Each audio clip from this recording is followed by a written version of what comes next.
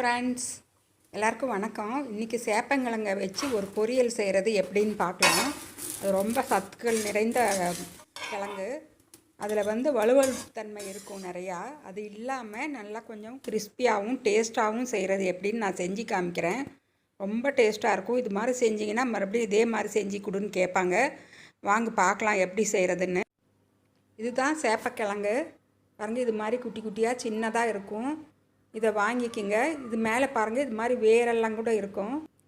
இது மாதிரி சின்னதாக இருக்கிற கிழங்கெல்லாம் வாங்கி நல்லா கழுவிடுங்க. நிறையா மண் இருக்கும் மேலே.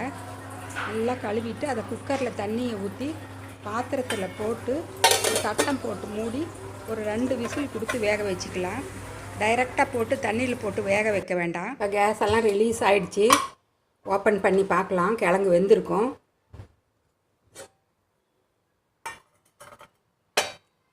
தண்ணியில் போடாமல் வேக வச்சா எங்களுக்கு அந்த சத்தெல்லாம் போகாமல் அப்படியே இருக்கும். அதுக்காக தான் நான் இது மாதிரி தண்ணியில் போடாமல் வேக வைக்கிறேன். பாருங்கள், இது மாதிரி நைஃப் வச்சு குத்தி பாருங்கள். நல்லா சாஃப்டாக நைஃப் நல்லா உள்ளே இறங்குது. இப்போ கிழங்கு நல்லா வெந்துடுச்சு. இப்போ இதை எடுத்து ஒரு பாத்திரத்தில் தண்ணியில் போட்டுக்கலாம். அப்போ தான் எங்களுக்கு தோல் உரிக்கிறதுக்கு ஈஸியாக இருக்கும்.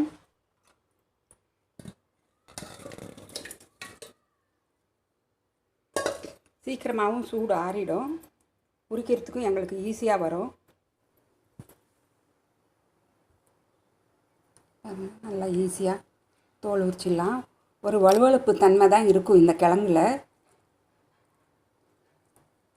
அந்த வலுவழுப்பெல்லாம் இல்லாமல் எப்படி வறுவல் செய்கிறதுன்னு நான் உங்களுக்கு செஞ்சு காமிக்கிறேன். ரொம்ப சத்தான கிழங்கு இது. நம்ம வாங்குறப்ப பிடி இந்த மாதிரி கைக்குள்ளே அடங்குற மாதிரி சின்ன சின்ன சைஸாக பார்த்து வாங்கணும். அது நல்லா டேஸ்ட்டாக இருக்கும். இது மாதிரி கம்ப்ளீட்டாக எல்லாத்தையுமே நம்ம தோல் உரிச்சிட்டு அப்புறம் பார்க்கலாம். சின்ன சின்னதாக கட் பண்ணி. இப்போ தோல் உரித்த கிழங்க எங்களுக்கு வேணுங்கிற சைஸுக்கு சின்னதாக இது மாதிரி கத்தியில் வச்சு நாங்கள் கட் பண்ணி எடுத்துக்கலாம். எங்களுக்கு ரொம்ப பொடியாக வேண்டியதில்லை, ஓரளவுக்கு மீடியமாக நீங்கள் கட் பண்ணிக்கலாம். பாருங்கள், இப்போ எல்லா கிழங்குமே நல்லா கட் பண்ணியாச்சு. ஒரு அடி கனமான கடாய் வச்சுருக்கேன். அந்த கடாயில் ஒரு 1.5 டேபிள் ஸ்பூன் அளவுக்கு எண்ணெய் ஊற்றிக்கலாம். Cooking oil. அதில் கடுகு, உளுத்தம்பருப்பு கொஞ்சம் அதிகமாகவே போட்டுக்கலாம். அது நல்லா இருக்கும். சாப்பிட்றப்ப நடுவில் உங்களுக்கு க்ரன்ச்சினஸ் வர்றப்ப நல்லா டேஸ்ட்டாக இருக்கும். இப்போ கொஞ்சம் பொடியாக கட் பண்ணால் கொத்தமல்லி, கருவேப்பிலை, அப்புறம் ஒரு பெரிய வெங்காயம் பொடியாக நறுக்குனதையும் போட்டாச்சு. அதையும் நல்லா வதக்கிக்கலாம் ஆயிலில். இந்த கிழங்கு நல்லா டேஸ்ட்டாக இருக்கும். சாம்பார் சாதம், தயிர் சாதம், அதுக்கெல்லாம் சைட் டிஷ்ஷாக நீங்கள் வச்சு சாப்பிட்டு பாருங்கள். அவ்வளோ டேஸ்ட்டாக இருக்கும். இதில் இந்த ஆயிலே இந்த சாம்பார் பவுடர் மஞ்சள் போட்டுக்கலாம். ஆயிலில் போடுறது நல்லா டேஸ்ட்டாக இருக்கும் இந்த சாம்பார் பவுடர். இது நான் வீட்டில் செஞ்ச சாம்பார் பவுடர். நீங்கள் எந்த சாம்பார் பவுடர் வேணால் போட்டுக்கலாம். நீங்கள் கையில் இருக்கிறது நல்லா ஒரு நிமிஷம் நல்லா வதக்கி விட்டுட்டு இப்போ கட் பண்ண கிழங்க போட்டுக்கலாம். கிழங்க போட்டு அதுக்கு தேவையான அளவு உப்பு ஆட் பண்ணிக்கலாம்.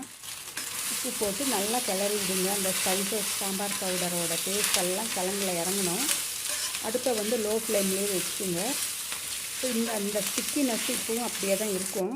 கொஞ்சம் ஸ்பைசஸ் எல்லாம் உள்ளே இறங்குற வரைக்கும் கொஞ்சம் டைம் கொடுத்துட்டு ஒரு 5 நிமிஷம் கழித்து ஒரு 1.5 டேபிள் ஸ்பூன் ரைஸ் ஃப்ளார், எந்த அரிசி மாவாக இருந்தாலும் சரி, நீங்கள் கையில் இருக்கிறத நீங்கள் போடலாம். நல்லா சுற்றிலையும் போட்டு ஸ்ப்ரெட் பண்ணி விட்டு நல்லா கிளறி விட்டுடுங்க. நல்லா எல்லா இடத்துலையும் படுற மாதிரி கிளறி விட்டு ஒரு 10 நிமிஷம் நீங்கள் அடுப்புலையே இது மாதிரி லோ ஃப்ளேம்லேயே வச்சுருக்கணும்.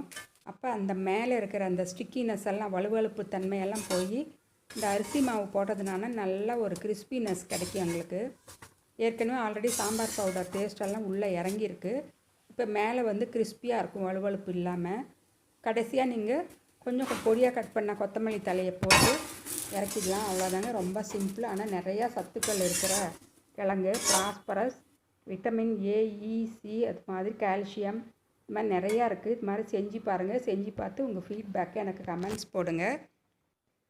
ஃப்ரெண்ட்ஸ்க்கெல்லாம் ஷேர் பண்ணுங்கள். பாய்.